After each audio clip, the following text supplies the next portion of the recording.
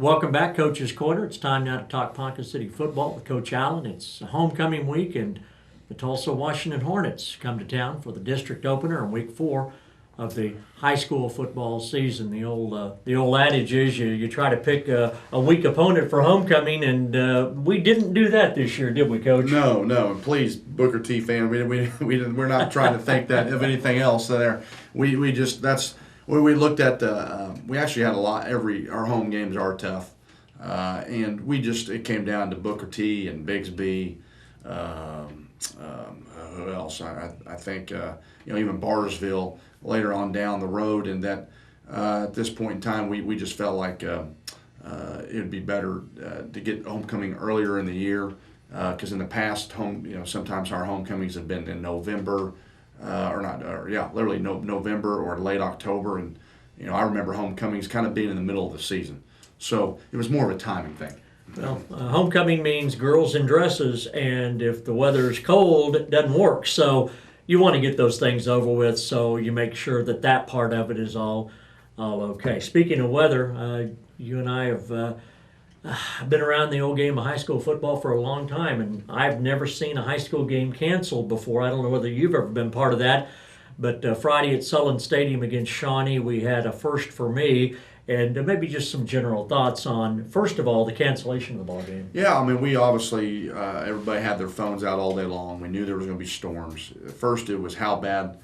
If it rains, how bad is it going to be? What's their line? And then we get closer to the game. We think that we just got something through about pregame warm up, maybe tell at the beginning, and then at that, I mean, people are saying that, hey, it looks clear for the rest of the game, and then of course you get, we start playing, get through the first quarter, we get light and we get off. At that point, we see a string of storms on our cell phones and stuff, and it looks like we're in the line of the storm, going all the way back in between Woodward and Enid. There's a line coming to us, so.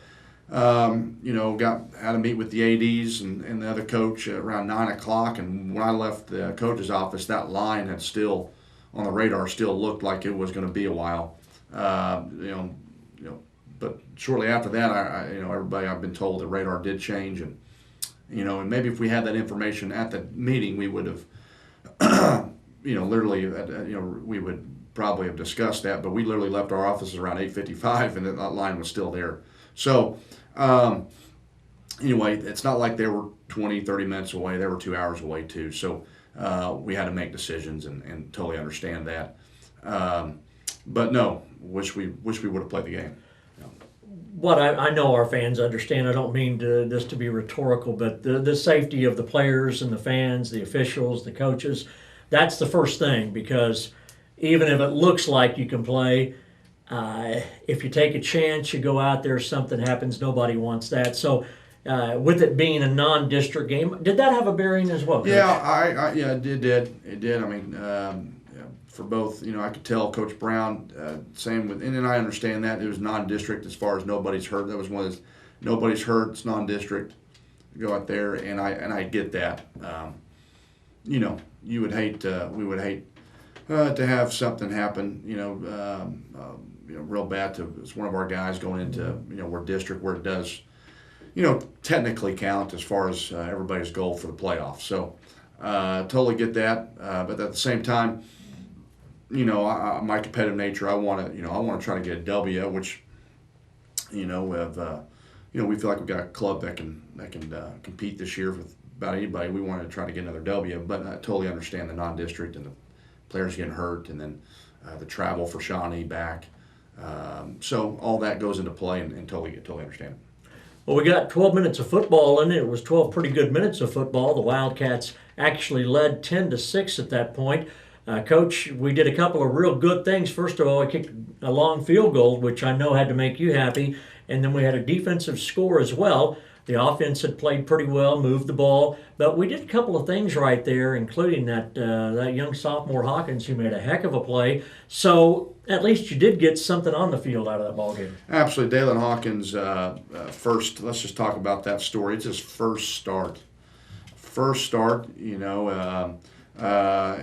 had a couple older guys, or we had one older guy that was out through injury, and another one that got hurt at the very beginning of the game. So we have two guys that aren't starters in the secondary, backups in, and obviously Dalen, being a sophomore, was one of those backups, and he had to be nervous and had to be, but you know what, he did a great job. Obviously, you can't write a script any better. One of the first starts, first quarter that he's playing, home game, he gets an interception and runs it all the way back. So, we had a lot of faith in Dalen, by the way. He's been doing great ever since August practices, to our scrimmages, to the JV game that we played with him. He is first of all, he's physical, he's a headhunter, and we had plenty of trust in him back there, on there.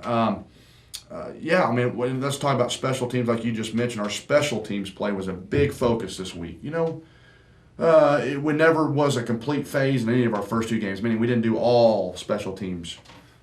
There was always at least one or two units in our first two games that were a little weak. And I thought from our kickoff coverage, where we tackled them at, to our kickoff return, to our field goal PAT, units that, I thought we were, to our punt team and their coverage, I thought our special teams were much better and solid for us in that game. Defensively, we were worried about their run game, and honestly, I know it's the first quarter, but every time they handed it off, Austin Hersick was right there for a minimal gain.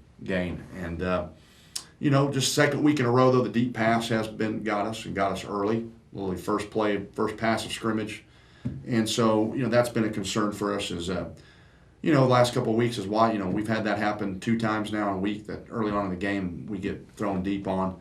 So we got to still keep addressing those issues. But other than that, our secondary on the other pass plays, the rest of the game, did a great job. There were several other passes after that, and our secondary was right where they needed to be at.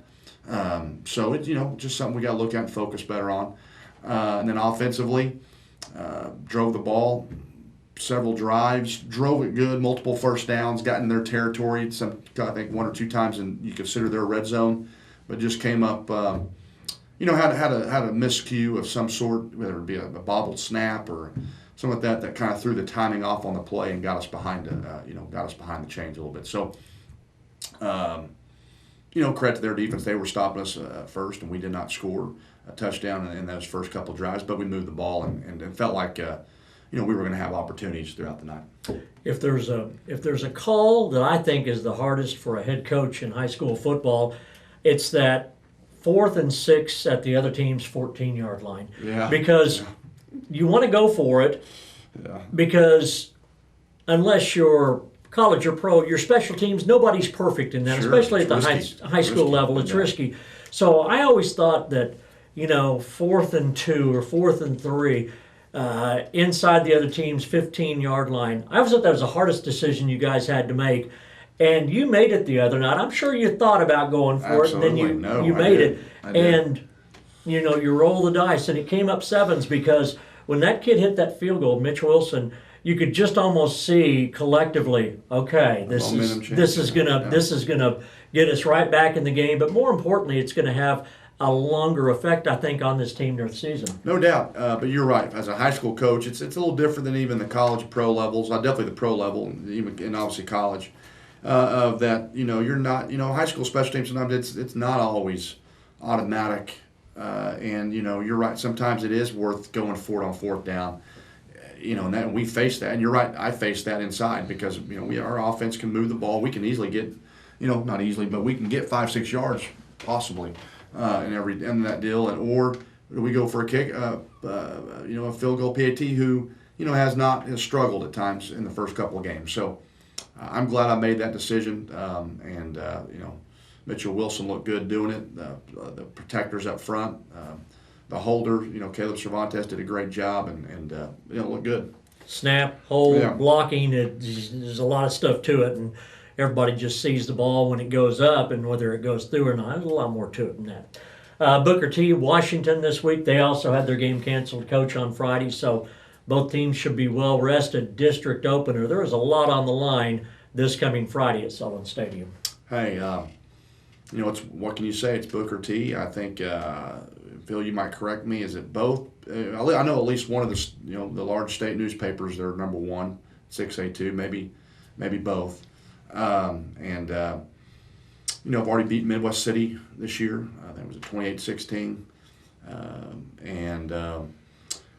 They just, they got the usual look: fast, athletic, physical. It's good. We're going to be tested. We're going to be tested in a lot of areas, but at the same time, I like our team. I like where we're at, and I like. I think we can. I think we can surprise some folks. Well, they have a fine running back. They have good players everywhere, but yes. they have a running back named Hill who is going to Oklahoma State, committed. They don't recruit every running back around. So if you're going to a Division I program like that, obviously you're a special player. And we see good players all the time, Coach. This might be one of the best 2 or 3 running backs we see all season. No, they got, and then it's they've got several. Both their corners are. One of them's already, one of them's already going to Kansas, Mm-hmm. And then one of the other ones is R.W. McWhorter's younger son. So he'll probably follow to a Division I school as well. And then who knows who else in the group might go Division I. But yeah, Hill is a back that can, if we do not focus on defense, it's going to be 80 up the sideline. Mm-hmm. So that's where the stress of playing Booker T is you have got to play as a team, all 11. You've got to focus. Everybody's got to be running the ball. You got to grab, cloth and hold on, for your pursuit. And you got to have right head placement, keeping the right shoulder free and working. Everybody's got to work together. And if we take a play off, it can be costly at any time. Absolutely. Yeah. But Booker T. Washington, I know, means something special to Coach. You'll recall his first year, second win of his career at Ponca City High School, came against the Dominique Alexander-led Booker T. Washington Hornets, who nobody gave our Wildcats a chance. And not only Dominique Alexander, but remember Brailford on the D end at the time. Anyway, they were talented. Yeah. Absolutely. That was a great night. Hopefully we'll have a repeat. It's homecoming, Coach, so there'll be a lot of excitement in the stands, and hopefully the weather will stay out of the way the rest of the season. Absolutely. So, hopefully we'll have a great night and homecoming, enjoy it, and come out and support the Wildcats. We feel like we can put a good game plan together and make this thing interesting. Coach Josh Allen with us on this week's edition of Coach's Corner.